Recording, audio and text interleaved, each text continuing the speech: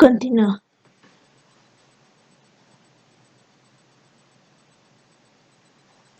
Sin considerar lo mucho que él deseaba no tener nada conmigo, sin pensar en esos con los que había entablado amistad, y seguramente estuviese durmiendo cada noche, cualquiera que me hubiese revelado así su humanidad, mientras yacía desnudo bajo mi cuerpo, aunque solo fuesen sueños, no podía ser muy distinto en la vida real. Así era él en realidad. Todo lo demás era accidental. No, también era el otro, el hombre del bañador rojo. Era solo que no podía permitirme tener la esperanza de verle sin llevar ningún bañador.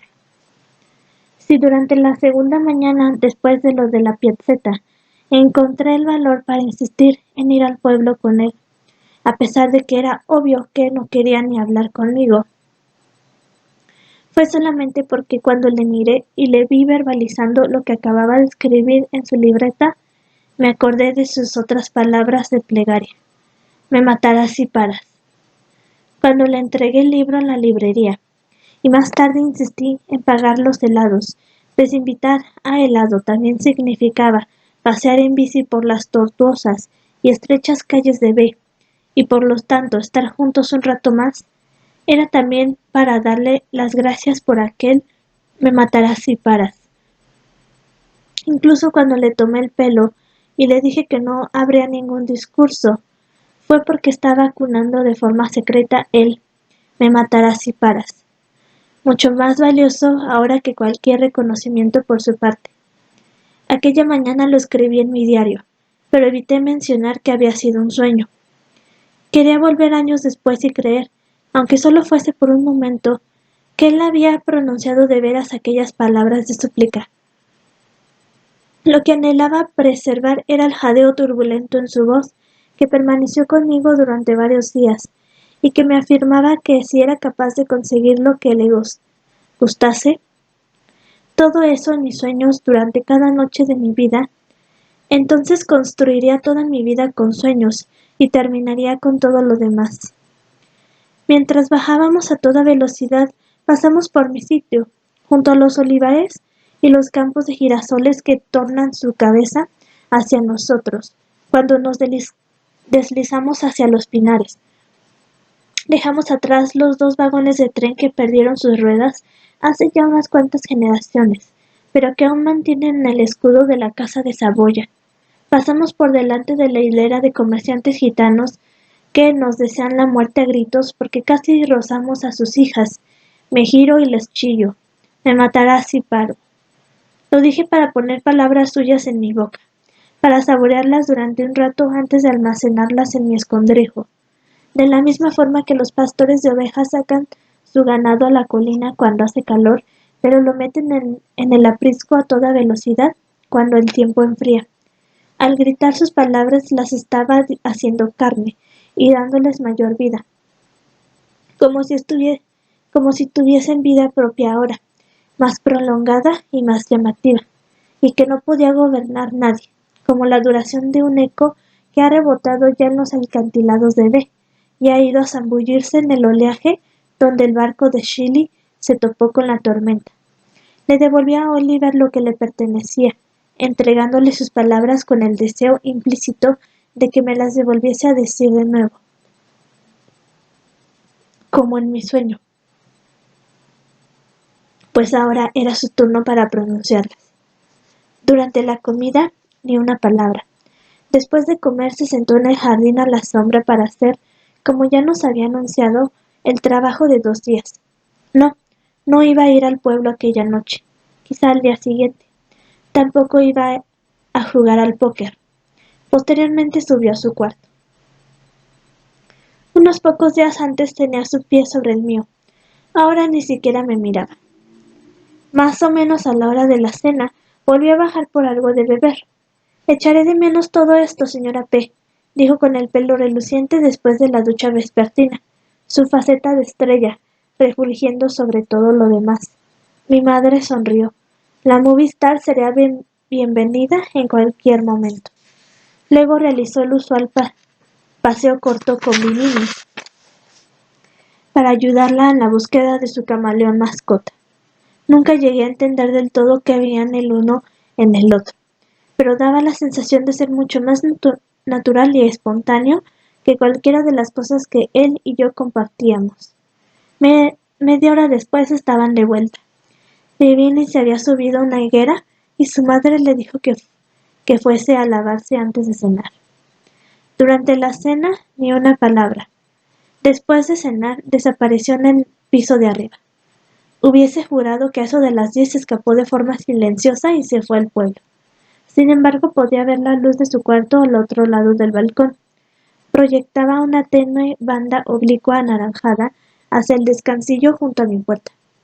De vez en cuando le oía moverse. Decidí llamar a un amigo para preguntarle si iba a ir al pueblo. Su madre me contestó que ya se había ido, y sí, era probable que hubiese ido al mismo sitio. Llamé a otro. También se había ido. Mi padre me preguntó que por qué no llamaba a Marcia, que si la estaba evitando. No es que la estuviese evitando, pero era una chica muy conflictiva, a lo que mi padre me replicó diciendo que si pensaba que yo no lo era. Cuando la llamé me dijo que no tenía pensado ir a ningún sitio aquella noche. Su voz poseía un frío tétrico. Llamaba a modo de disculpa. Había oído que estabas malo. No fue nada, contesté. Puedo pasarme por allí, recogerte con la bicicleta y bajamos juntos a ver. Me dijo que me acompañaría. Mis padres estaban viendo la televisión cuando me fui de casa. Podía escuchar mis pasos en la gravilla. No me molestaba el ruido. Me hacía compañía. Él lo oiría también, pensé. Marcia se reunió conmigo en el jardín. Estaba sentada en una vieja silla de hierro forjado, con las piernas estiradas hacia adelante, y tan solo sus tacones en contacto con el suelo. Llevaba puesto un jersey. Me dijo que la había hecho esperar demasiado. Dejamos su casa a través de un atajo que era mucho más escarpado, pero nos llevó al pueblo en nada. La luz y el bullicio de la animada vida nocturna de la piazzetta inundaban las callejuelas adyacentes. En uno de los restaurantes tenían la costumbre de sacar unas mesas de madera diminutas a la acera en cuanto la clientela desbordaba su capacidad. Cuando entramos en la plaza, el ajetreo y la conmoción se apoderaron de mí con una sensación de ansiedad y deficiencia. Marcia se encontraría con unos amigos, otros se inclinarían por las burlas. Incluso estar con ella me suponía un cierto reto. No quería ser desafiado. En lugar de unirnos a algunas de las personas que conocíamos en las cafeterías, nos quedamos de pie en la cola para comprarnos 2 helados. Me pidió también que le comprara cigarrillos. Después, con nuestros conos de helado, comenzamos a caminar con despreocupación por la piazzetta, abriéndonos paso de una calle a otra. Me gustaba cuando los adoquines brillaban en la oscuridad. Me gustaba la manera en que ella y yo deambulábamos vagamente por la ciudad con nuestras bicicletas en la mano, mientras escuchábamos las distantes tertulias televisivas que surgían de las ventanas. La librería aún estaba abierta y le pregunté si le importaba que entrase. No, no le importaba. Entraría conmigo. Dejamos nuestras bicicletas apoyadas en la pared. La cortina de cuentas para las moscas daba paso a una habitación húmeda, llena de humo y de ceniceros que rebosaban. El dueño tenía pensado cerrar pronto, pero el cuarteto aún estaba tocando música de Schubert, y una pareja de turistas veinteañeros manoseaba los libros de la sección de inglés, quizá en busca de una novela con color local. Qué diferente era de aquella mañana en la que no había ni un alma y la luz del sol cegadora y el olor a café recién hecho inundaban aquel espacio. Marcia echó un vistazo por encima de mi hombro cuando cogí un poemario de la mesa y comencé a leer alguno de los poemas. Estaba a punto de pasar la página cuando me dijo que no había terminado aún de leerla. Eso me gustaba. Al ver cómo la pareja que estaba junto a nosotros se decidió a comprar una novela italiana traducida, me inmiscuí en su conversación y les persuadí en contra de su elección. Esta es mucho mejor. Tiene lugar en Sicilia, no aquí, pero quizás sea la mejor novela italiana escrita en este siglo. Hemos visto la película, dijo la chica. Aún así, es tan bueno como Calvino. Me encogí de hombros. Marcia seguía interesada en el mismo poema y estaba releyéndolo. Calvino no es nadie en comparación con este. Es como comparar perlas con bisutería. Pero solo soy un niño, ¿qué sabré yo? Otros dos jóvenes adultos ataviados con chaquetas de vestir veraniegas, sin corbata, estaban discutiendo sobre literatura con el dueño, mientras los tres fumaban. En la mesa junto a la caja había un montón de vasos de vino medio vacíos, y a su lado una botella enorme de vino de Oporto. Me percaté de que los turistas sostenían unos vasos vacíos.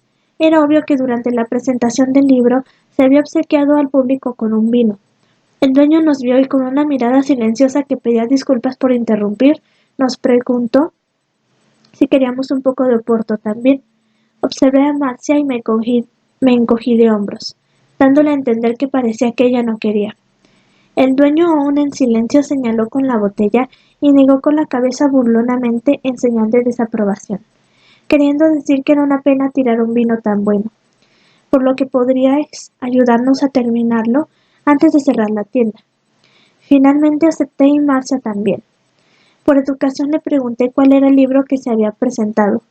Otro hombre, al que yo no había visto porque estaba leyendo algo en una pequeña habitación contigua, mencionó el título. Se el amore. Sí, el amor. ¿Estás bien? Pregunté. Una mierda, respondió. Y sé de lo que hablo, lo he escrito yo. Le tenía envidia. Envidiaba la lectura de su libro, la presentación, los amigos, los aficionados que habían llegado de las zonas cercanas para darle la enhorabuena en aquella librería pequeña, en nuestra diminuta piazzetta de nuestro minúsculo pueblo. Había más de 50 vasos vacíos. Anhelaba su posición privilegiada para menospreciarse. ¿Me dedico a un ejemplar? Con piacere, me contestó, y antes de que el dueño le pudiese entregar un rotulador, él ya había sacado su pelicán. No estoy muy seguro de que este libro sea de tu estilo, pero... Y dejó que la frase se desvaneciese en el silencio con una mezcla de humildad total y un remoto tinte de fingida fanfarronería, que se traducía como: me pediste que te firmase, y yo simplemente me alegro de asumir el rol del poeta famoso que ambos sabemos que no soy. Decidí comprarle asimismo un ejemplar a Marcia, y le solicité que también se lo dedicase, lo que hizo, terminando su nombre con un garabato interminable. No creo que tampoco sea para ti, señora. Pero... Entonces de nuevo volví a pedirle al librero que los apuntase en la cuenta de mi padre. Mientras estábamos de pie junto a la caja, observamos lo que tardaba el librero en envolver cada ejemplar en papel de charol amarillo, a lo que añadió un lacito y sobre el lacito puso la pegatina con el sello plateado de la tienda. Me acerqué a ella y quizás simplemente porque la tenía tan cerca, la besé detrás de la oreja. Pareció estremecerse, pero ni se movió. Volví a besarla. Después, conteniéndome, le susurré al oído si le había molestado. Por supuesto que no, me contestó, también entre susurros.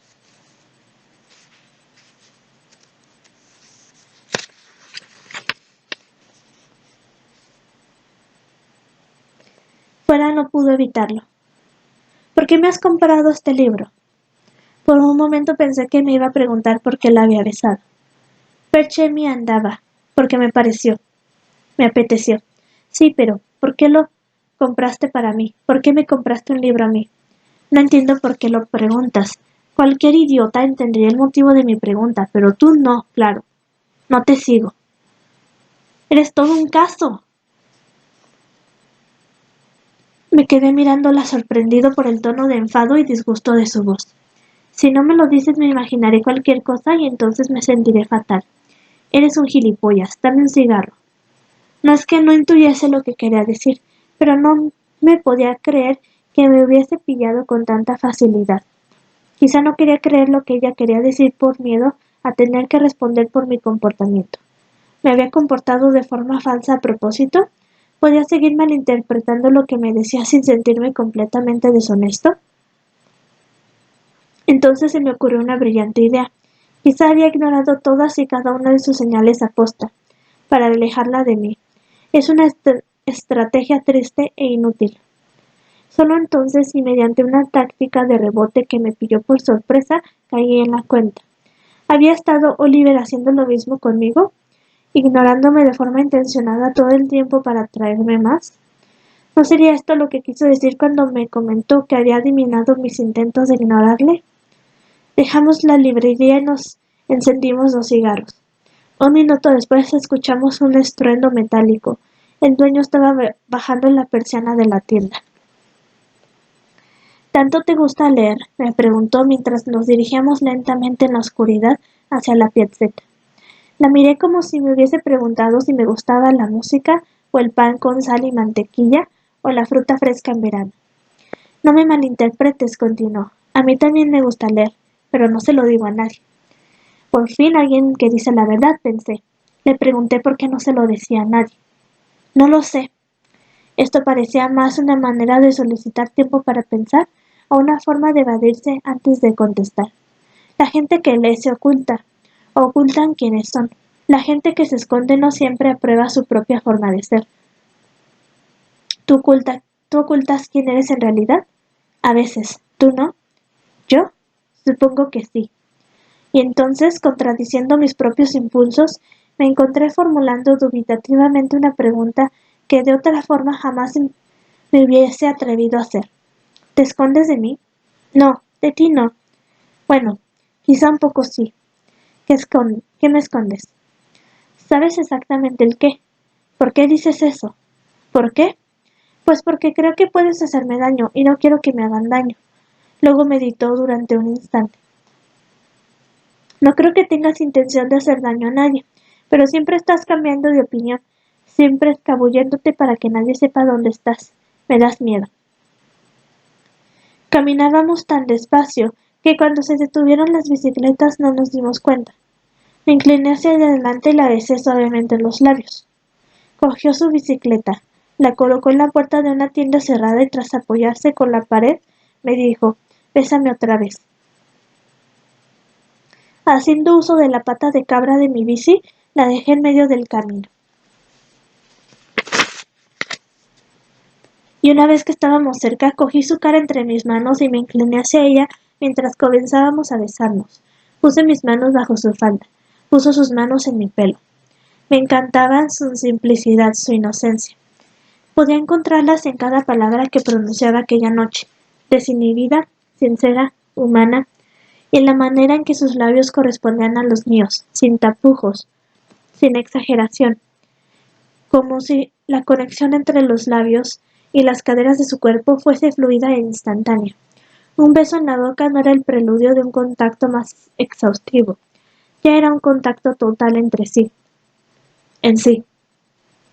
Lo único que separaba nuestros cuerpos era la ropa, y no me pilló por sorpresa que ella pusiese una mano entre ambos, dentro de mis pantalones y dijese, «Sí, duro, duro». Esa franqueza sin trabas y tan relajada hizo que se me pusiese aún más dura. Quería mirarla, perderme en sus ojos mientras me sostenía en su mano, decirle cuánto hacía que deseaba besarla, confesarle que la persona que la había llamado aquella noche y la había recogido en casa ya no era aquel chico frío y apagado. Pero se me adelantó. «Baciami ancora, bésame de nuevo». Volví a hacerlo, pero mi cabeza ya estaba en el muro. ¿Debía proponérselo? Con las bicis llegaríamos en 5 minutos, sobre todo si utilizábamos el atajo y nos abríamos camino a través del campo de olivos. Sabía que nos toparíamos con otros amantes por allí. Por otra parte teníamos la playa. Ya la había utilizado antes. Todo el mundo lo hacía allí. Podía proponerle mi habitación. Nadie en casa se enteraría o no le importaría en absoluto. Una imagen pasó por mi cabeza. Ella y yo, sentados todos los días en el jardín tras el desayuno. Ella con un bikini solicitándome que bajase para acompañarla a nadar. «Ma tu mi vuoi veramente bene? ¿Te importa de verdad?», me preguntó. Procedió esa pregunta de la nada o se trataba de algo parecido a esa mirada herida, necesitada de una cura que me había estado persiguiendo desde que salimos de la librería. No llegaba a entender cómo aquella audacia y aquel pesar, el sei duro y el «ma tu mi vuoi veramente bene» podían, podían coexistir tan cercanos. Tampoco lograba descifrar cómo alguien aparentemente tan vulnerable, indeciso y ansioso por hacer confidencias a alguien sobre sus incertidumbres podía, con tan solo un gesto de una imprudencia desvergonzada, meterse en mis pantalones, agarrarme la polla y estrujarla. Mientras la besaba apasionadamente, con nuestras manos sobando el cuerpo de otro, me descubrí redactando la nota que pasaría por debajo de la puerta de Oliver aquella noche. No soporto el silencio. Necesito hablar contigo.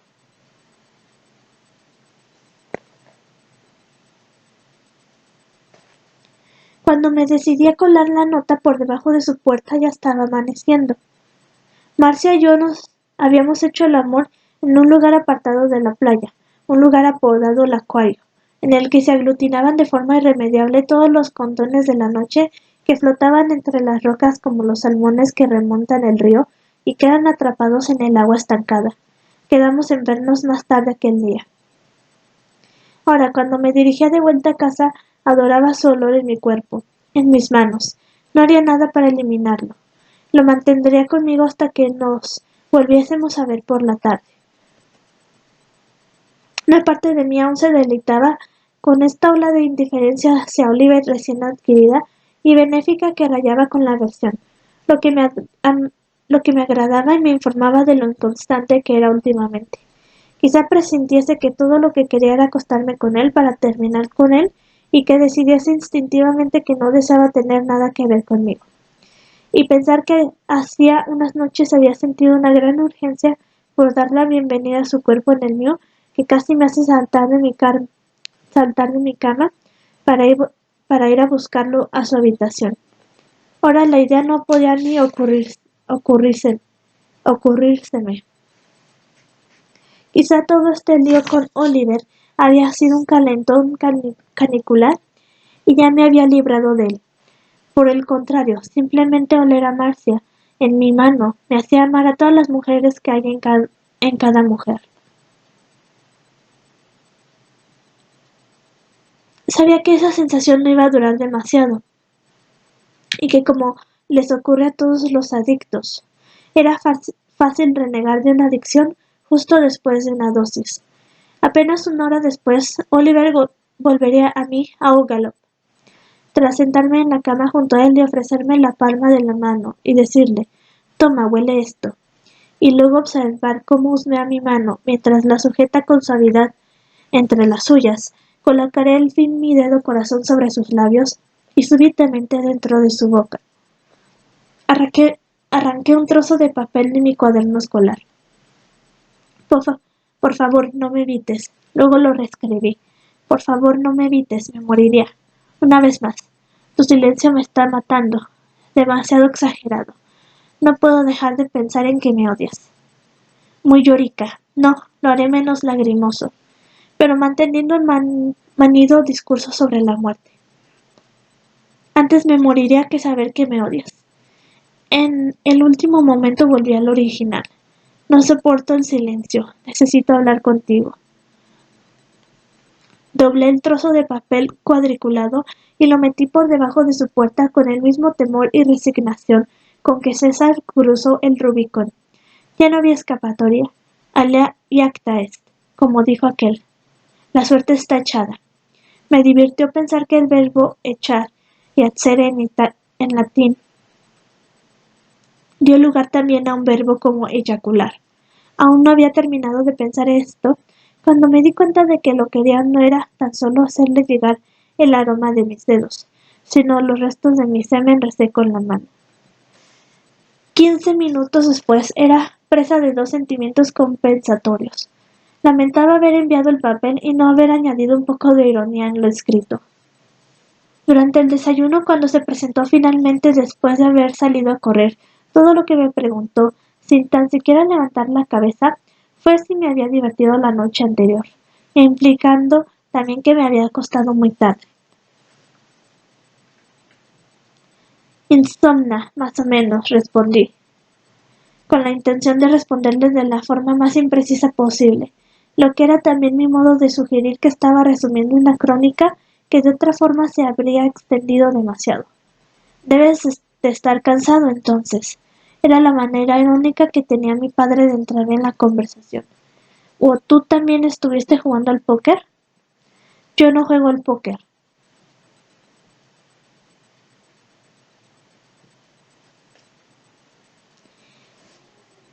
Mi padre y Oliver se dirigieron unas miradas muy significativas y comenzaron a planear el trabajo del día.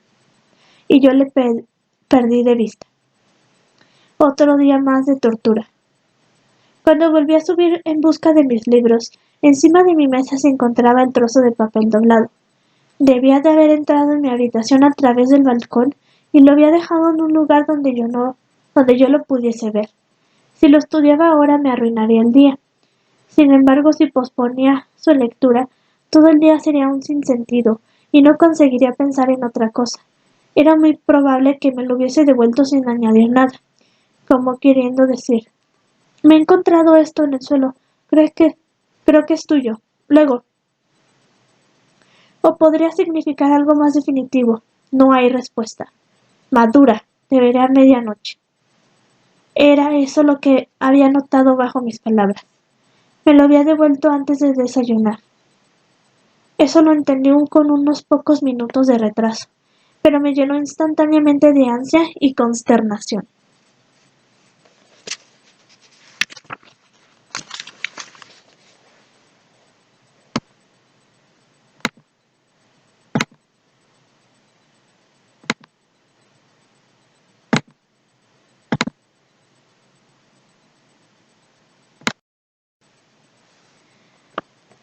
Deseaba ahora esto que se me ofrecía, y lo quisiese o no lo quisiese, ¿cómo iba a soportarlo hasta medianoche?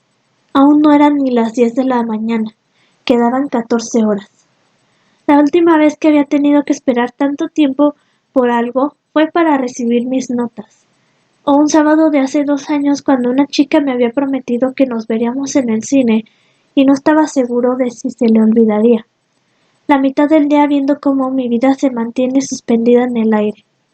Odiaba esperar y tener que depender del antojo de los demás. Debía contestar la nota. No se puede responder a una respuesta. En lo que respecta a la glosa, el tono tan ligero era intencionado o quería dar la sensación de que era una idea vaga que se le había ocurrido después de salir a correr y antes del desayuno. No echaba de menos el pinchacito en mis formas sentimentales, seguido de un te veré a medianoche, lleno de confianza y al grano. Me preguntaba si ambos sonábamos bien y cuál vencería al final del día, el matiz irónico o un desenfadado, quedemos esta noche y ya veremos lo que ocurre. ¿Íbamos solamente a hablar? ¿Se trataba de una orden o de un consentimiento para vernos a la hora típica de cada novela y de cada obra de teatro? ¿Y dónde nos íbamos a localizar a medianoche? ¿Encontraría algún momento durante el día para decirme el lugar?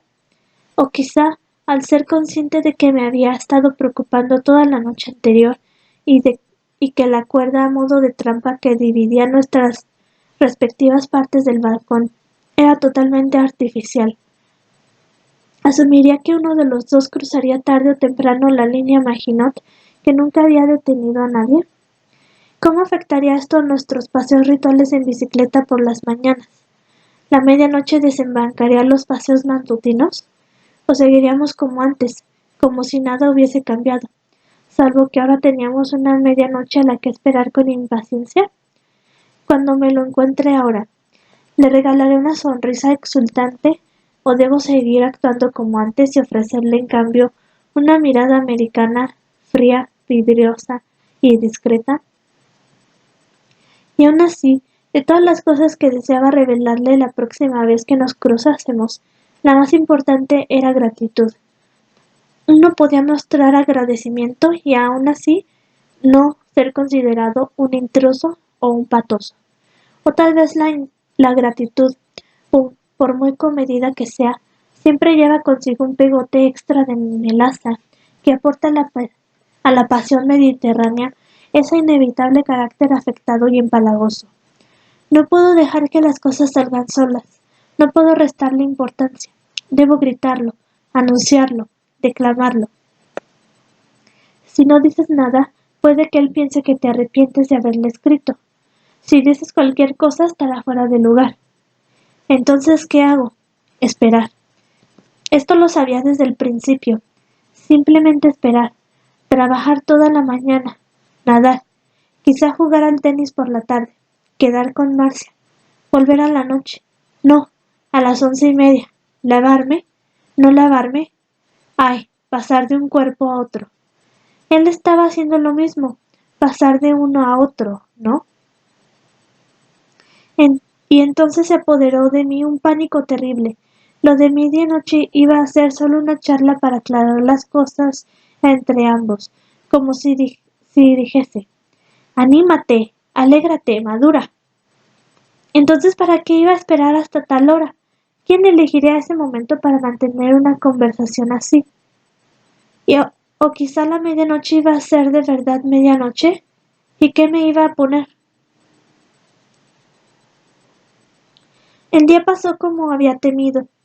Oliver encontró la forma de irse justo después de desayunar sin decírmelo, y no volvió hasta la hora de comer. Se sentó como era habitual a mi lado. Intenté entablar una conversación con él varias veces, pero me percaté de que iba a ser otro de aquellos días de no hablarnos, en los que ambos intentábamos dejar muy claro que ya no simplemente fingíamos estar callados. Después de comer, fui a echarme una siesta. Le oí subir las escaleras tras de mí y cerrar la puerta. Más tarde llamé a Marcia. Quedamos en la pista de tenis.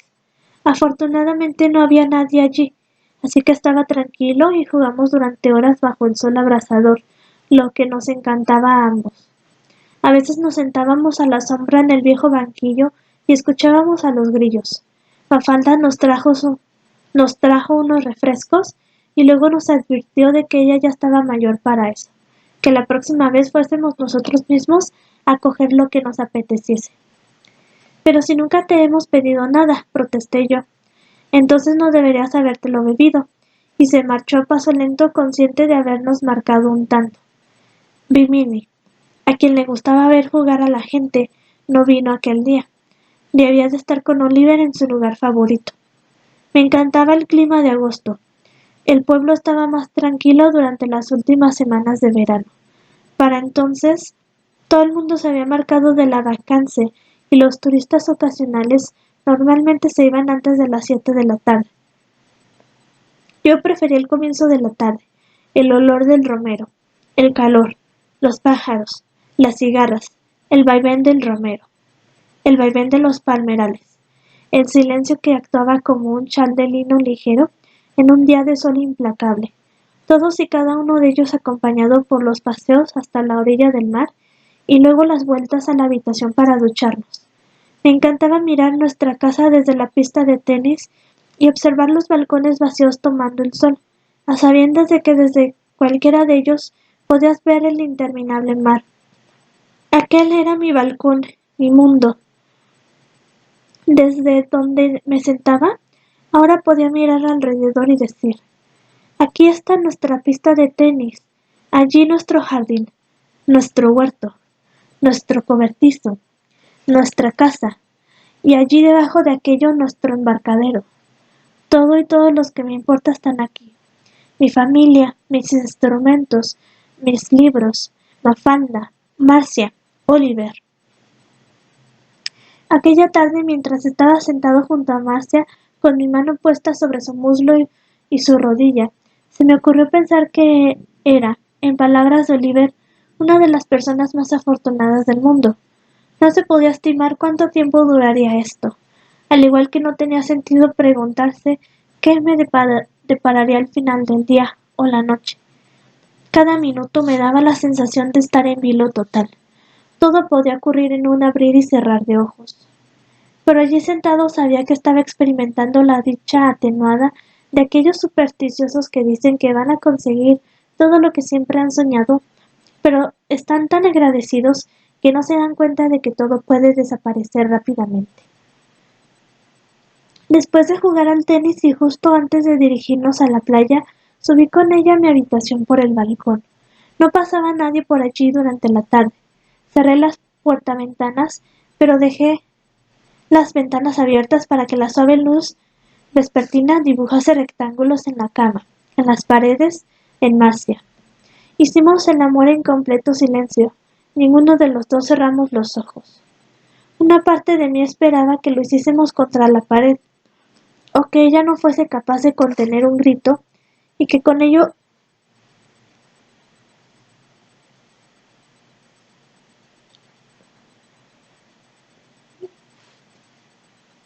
Oliver se preguntase qué estaría pasando al otro lado del tabique. Me lo imaginaba echando una siesta mientras oía los muelles de mi cama, lo que le molestaría.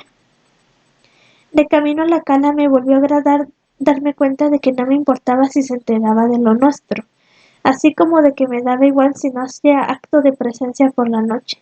Ni siquiera me preocupaba él, ni sus hombros ni el blanco de sus brazos, la suela de sus pies, las palmas de sus manos, la parte inferior de su cuerpo. Me daba igual.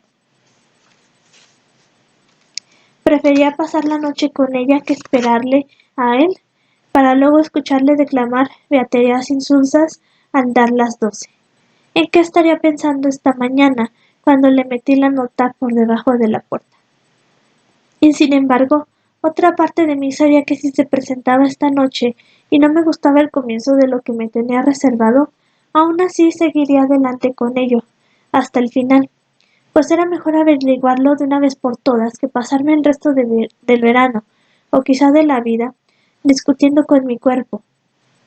Tomé una decisión a sangre fría. Si me preguntaba, se lo diría. No estoy seguro de querer seguir con esto, pero necesito saberlo y mejor contigo que con otra persona. Quiero conocer tu cuerpo, quiero saber cómo te sientes.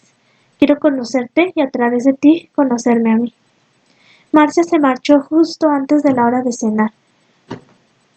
Había quedado para ir al cine con unos amigos, me dijo. ¿Por qué no iba? Puse una cara rara cuando me dijo los nombres. Me quedaré en casa a ensayar, le dije. Pensé que lo hacía por las mañanas. Hoy empecé un poco tarde, ¿recuerdas? Entendió lo que quería decir y sonrió. Faltaban 3 horas. Hubo un silencio luctuoso entre nosotros durante toda la tarde. Si no me hubiese dado la palabra de que hablaríamos más tarde, no sé cómo habría soportado otro día así. A la hora de cenar, nuestros invitados eran un profesor adjunto de música con contrato parcial y una pareja gay de Chicago que insistía en hablar en un italiano pésimo. Ambos se sentaron juntos, enfrente de mi madre y de mí.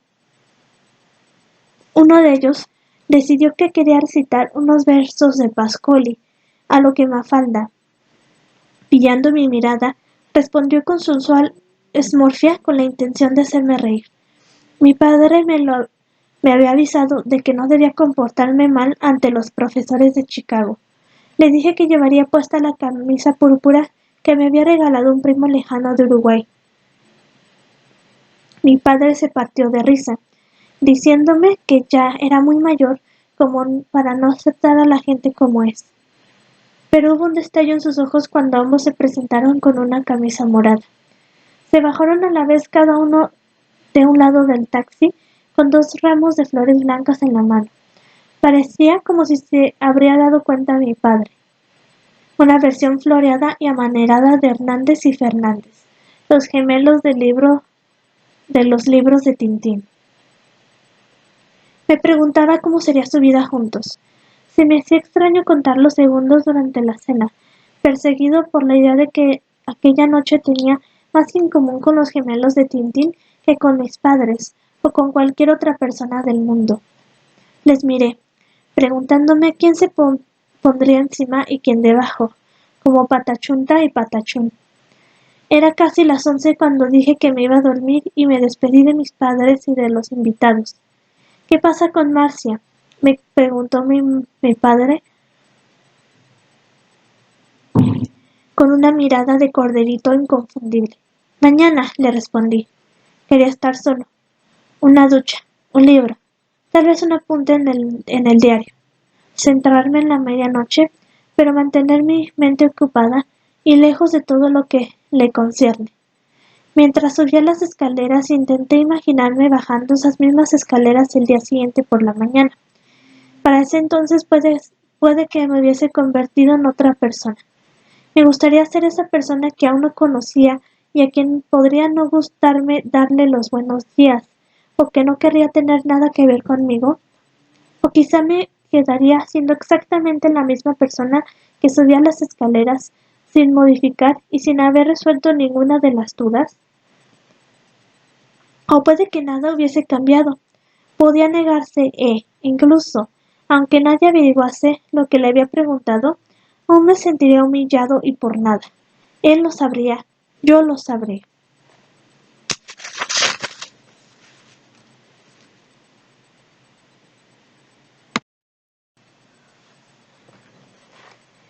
Pero ya había superado la ignominia. Tras varias semanas de esperar, y admitámoslo, suplicar y estar forzado a tener esperanza, y luchar por cada arrebato de esperanza, quedaría devastado. ¿Cómo te vuelves a dormir después de eso? Te escabulles hasta la habitación y finges que abres un libro, y lo lees hasta que te quedas dormido. ¿O cómo te vuelves a quedar dormido ya sin ser virgen? Para eso no hay vuelta atrás. Lo que llevaba tanto tiempo en mi cabeza pasaría a formar parte del mundo real. No flotaría nunca más en el país de nunca jamás de las ambigüedades.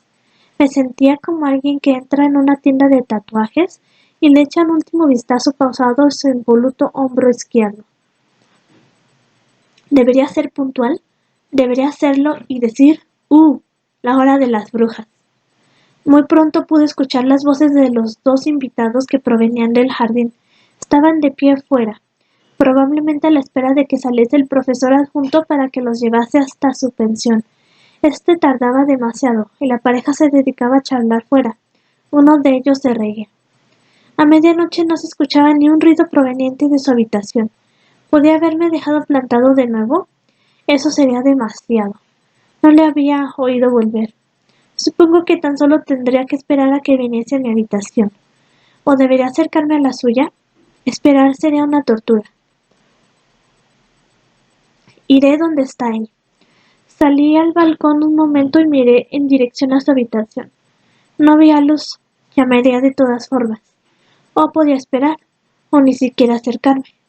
Esta última se erigió como la opción que más deseaba en mi vida. Tiraba mucho de mí, me presionaba de forma suave, como alguien que te susurra una o dos veces mientras duermes, pero que al ver que no estás despierto te da un golpecito en el hombro, y ahora me pedía que buscase cualquier excusa para evitar llamar a su ventana. Ese pensamiento me empapaba como el agua que resbala por el escaparate de la floristería, como una loción relajante y fresca después de una ducha tras un día entero bajo el sol. Te encanta el sol, pero te gusta más el bálsamo, como una crema anestésica. El pensamiento funciona primero en las extremidades y luego penetra en el resto del cuerpo, aportando todo tipo de argumentos, primero los estúpidos. Es demasiado tarde para que ocurra nada hoy, hasta llegar a los más importantes. ¿Cómo te enfrentarás a los otros? ¿Cómo te enfrentarás a ti mismo? ¿Por qué no se me había ocurrido esto antes? ¿Querría saborearlo y guardarlo para el final? ¿Querría que los argumentos en su contra surgiesen solos, sin yo tener que haberlos emplazado allí previamente, para no poder echarme la culpa? No lo intentes. No intentes esto, Helio. Era la voz de mi abuelo. Yo era su tocayo, y se dirigía a mí desde la misma cama, en la que había cruzado una línea divisoria mucho más definitiva que la que hay entre mi habitación y la de Oliver. Vuelve. ¿Quién sabe lo que te encontrarás una vez que estés en esa habitación? No será un descubrimiento reconfortante, sino un manto de desesperación lo que te cubra cuando la desilusión haya deshonrado todos y cada uno de los nervios dados de sí de tu cuerpo. Los años te observan ahora. Cada estrella que ves esta noche ya conoce tu tormento. Tus antepasados están reunidos aquí y no tienen nada que hacer o decir. Non canda, no vayas allí. Pero me gusta el miedo, si es que lo era de verdad. Y esto mis ancestros no lo sabían. Era su parte oculta lo que me atraía. como la lana más suave que se encuentra en la parte baja del estómago de las ovejas. Me encantaba el atrevimiento que me empujaba a seguir. Me excitaba porque nacía de la propia excitación. Me matarás si paras. O era, me muero si paras. Siempre que oía esas palabras, no me podía resistir. Di unos golpecitos suaves en el cristal. Mi corazón latía con locura. No tenía nada que temer. Entonces, ¿por qué estaba tan asustado? ¿Por qué? Porque todo me aterra. Porque tanto el miedo como el deseo están ocupados engañándose el uno al otro y a mí. No era capaz de diferenciar entre querer que se abriese la ventana y desear que me hubiese dado plantón. En lugar de eso, en cuanto llamé al cristal de la ventana, escuché como algo se movía adentro, como si alguien buscase las zapatillas con los pies. Luego pude adivinar cómo se encendía una luz débil.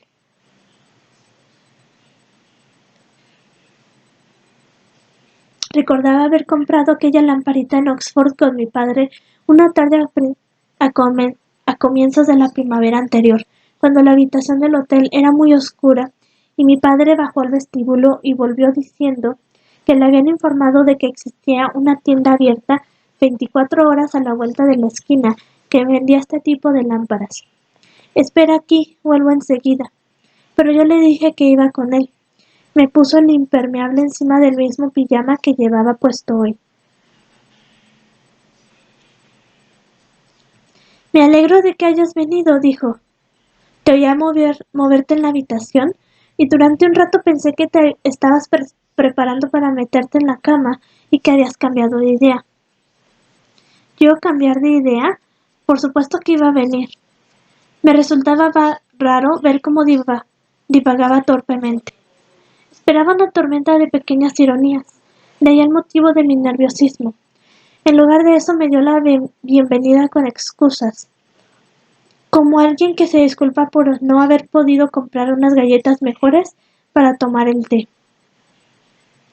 Entré en mi antigua habitación y me sorprendió un olor que no lograba identificar, puesto que podía ser una combinación de muchas cosas, hasta que me percaté de que había una toalla enrollada puesta debajo de la puerta del cuarto. Había estado sentado en la cama y había un cenicero medio lleno encima de la almohada. Entra, dijo, y después de que entrase cerró las puertaventanas. Debía de haberme quedado allí de pie congelado y exánime. Ambos susurrábamos, eso era buena señal. No sabía que fumases, a veces. Fue hacia la cama y se sentó justamente en el centro. Estoy nervioso, comenté al no saber qué otra cosa hacer o decir. Yo también, yo más que tú. Intentó aliviar la extrañeza entre ambos con una sonrisa y se me pasó el porro. Así estaría entretenido. Recuerdo cómo estuve a punto de abrazarle en el balcón, pero me contuve a tiempo pensando que si le abrazaba, después de haber estado tan fríos el uno con el otro durante todo el día, parecería inadecuado. Simplemente porque alguien te diga que os vais a ver a medianoche, no significa que le puedas dar de forma automática un abrazo cuando casi no os habéis dado la mano durante toda la semana. Recuerdo haber estado pensando antes de llamar. Le abrazo, no le abrazo, le abrazo. Ahora ya estaba dentro de la habitación. Estaba sentado en la cama, con las piernas cruzadas. Parecía más pequeño, más joven. Yo estaba torpemente de pie al lado de la cama, sin saber qué hacer con las manos. Debió de ver cómo luchaba por mantenerlas junto a las caderas, y cómo después las metí en los bolsillos para más tarde volver a ponerlas en las caderas. Tenía un aspecto ridículo, pensé. Albergaba la esperanza de que no se diese cuenta de esto ni de la supresión del dilema de abrazarle. Me sentía como un niño al que dejan por primera vez solo junto a su profesora particular. Venga, siéntate. ¿Quieres decir una silla o junto a él? Vacilante me acerqué a la cama y me senté mirándole, con las piernas cruzadas como él. Como si este fuese el protocolo adecuado entre dos hombres que se citan a medianoche. Me aseguré de que nuestras rodillas no se tocasen, pues quizá le molestara que se tocasen, al igual que le molestaba que nos abracésemos, o como le molestó cuando al no saber otra forma mejor de demostrarle que quería permanecer con él en el muro más tiempo, le coloqué mi mano en la polla.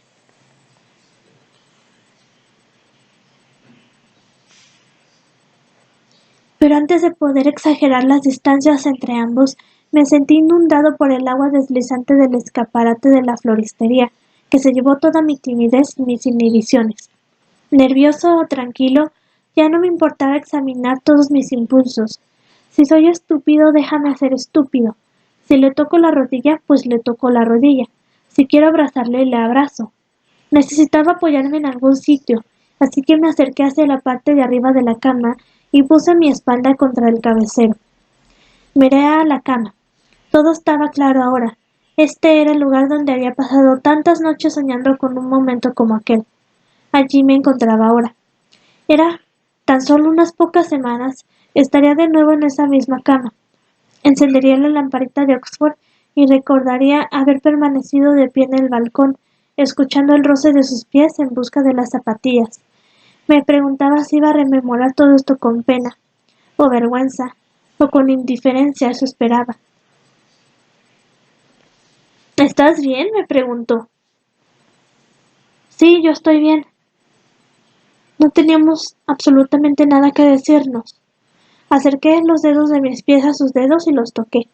Después, sin pensarlo, metí mi dedo gordo entre el suyo y el segundo dedo de su pie. No lo quitó, tampoco respondió. Quería rozárselos todos con los míos. Como estaba sentado a su izquierda, es probable que no fuesen los dedos con los que me había tocado unos días antes mientras comíamos. El derecho fue el culpable.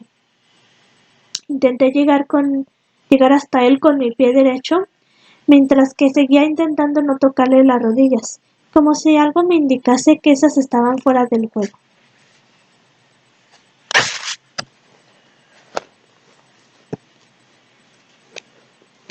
Sería todo por hoy. Hasta la siguiente lectura.